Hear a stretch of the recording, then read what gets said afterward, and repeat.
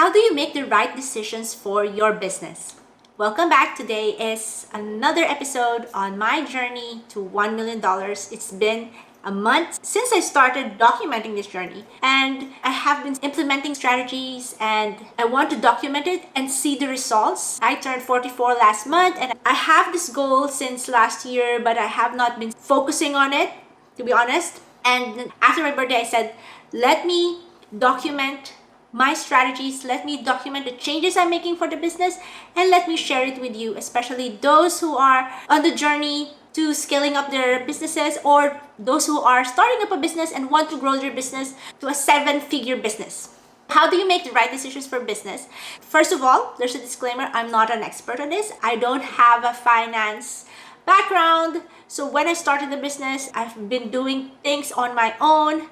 I have been using Excel and Google Sheet before. We have started using Xero since 2017 only.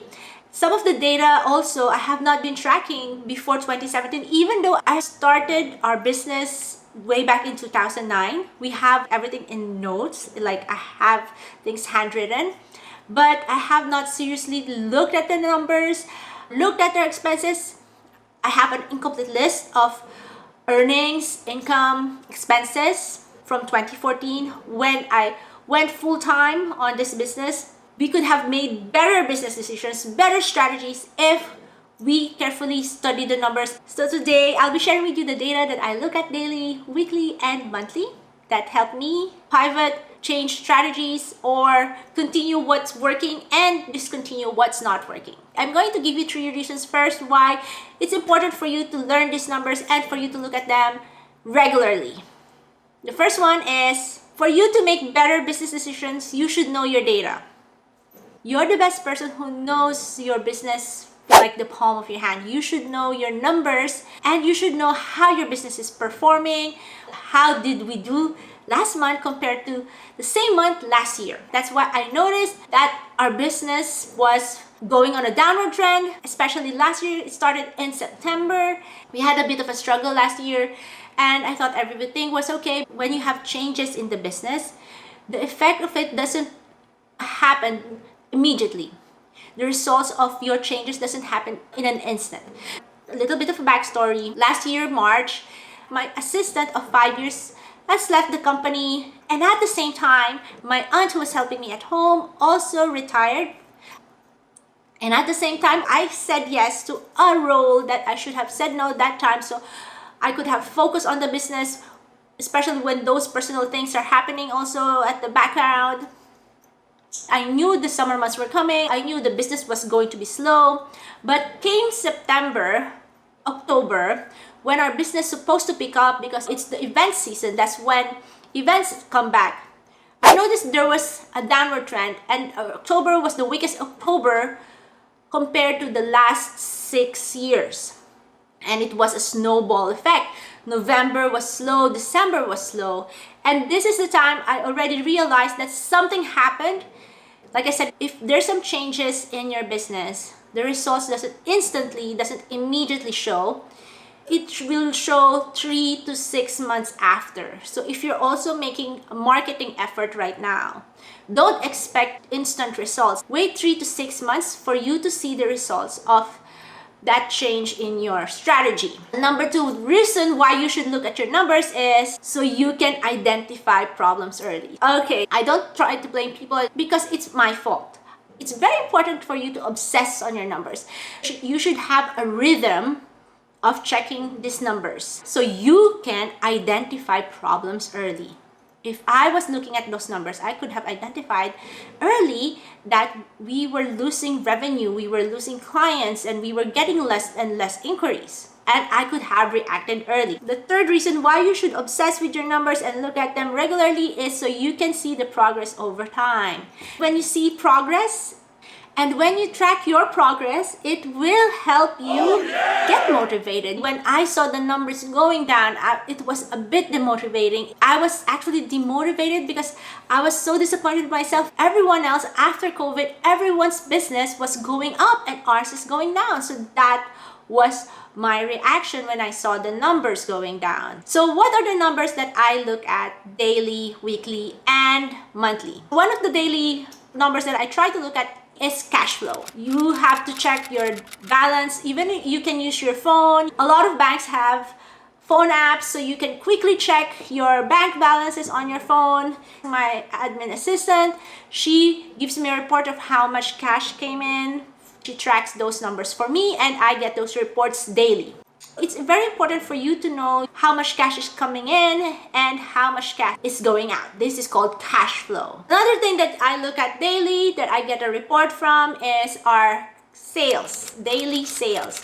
How many projects did we win for the day? For us, it's easy because we're not into retail, so our numbers are based on projects. For us, we do this manually.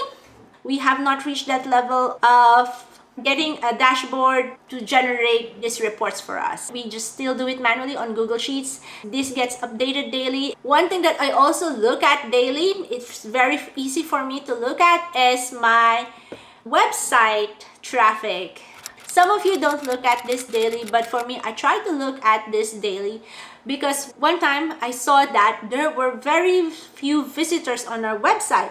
And you know what? I discovered, because I look at it daily, I discovered that something happened to the server or the website host, and they were down for a few hours, and the website was down. And we rely on Google search. For me, Google search is very important. It's where people still search for something if they want a solution for their problems. For us, there's looking for a content creator. If they're looking for a wedding photographer, they'll still find us on Google. So those three things I look at daily. I look at our cash flow, I look at our sales, and I look at our website traffic. For weekly, these are the numbers that I look at. One of the numbers that I look at are social media metrics.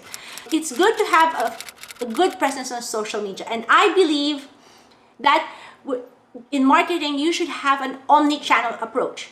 You should have presence on social media, which means wherever your clients are, you should have presence there. If you're B2B, you should have presence on LinkedIn. If your client's B2C, you should be on Instagram or TikTok. Email for me is a great way to generate leads. I know someone whose business Instagram, it got hacked and they lost all data. That's why it's very important for me to have an email database of our clients, and this way I can directly message them. And everyone opens their emails every day, but not everyone looks and scrolls on their social media feed. And the best marketing for us is word of mouth, which we relied on. We never had a business development officer, we never had a salesperson. 80% of our clients, they came from word of mouth.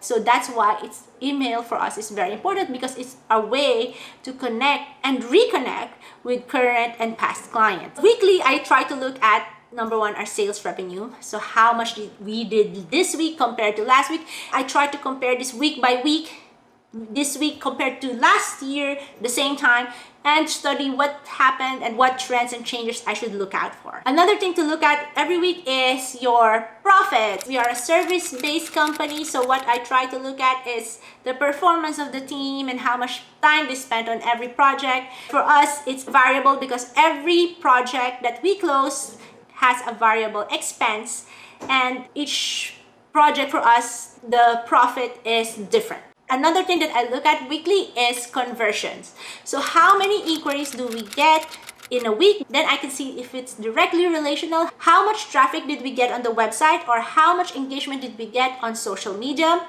And compare it to how much inquiries did we receive. This is very important because then if you're in social media, if you have a good presence on social media, and if it's working, and if you're communicating to the right target audience, then your social media efforts should result to increased leads. Why do you need to know these numbers? Because if you know your conversion rate, this is where you can base how much marketing effort you should exert. So if you see that your conversion rate is on average, let's say 10%, and your average ticket price is 10,000, to get to 100,000, that means you should get 10 clients. That's 10 clients converted. So if your conversion rate is 10%, how many leads should you get If your conversion rate is 10%, you should then have at least 100 leads for you to meet your target revenue. I hope that was clear because I'm not so good at math. And like I said, I'm no expert in this. This is what is helping us right now. And this is what is helping us improve our numbers. So monthly, what are the monthly numbers that I look at? So monthly, I look at the monthly sales report. It's a summary of everything. We have a monthly social media report as well. And we then compare this to our overall budget. So this is where your budget comes in. Are you overspending? Maybe you can put more budget because you have spent less here. You can put more budget in your customer acquisition.